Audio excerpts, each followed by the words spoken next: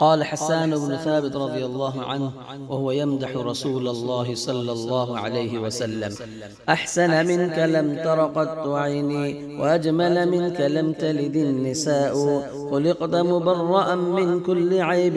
كأنك قد خلقت كما تشاء. صدق حسان بن ثابت رضي الله عنه،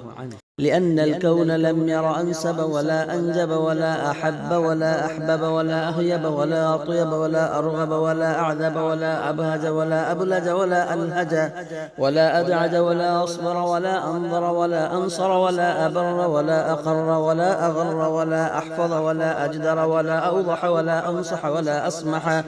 ولا أرجح ولا أفصح ولا أصفح ولا أطمح ولا ألمح ولا أملح ولا أفلح ولا أودد ولا أوجد ولا أجود ولا أنجد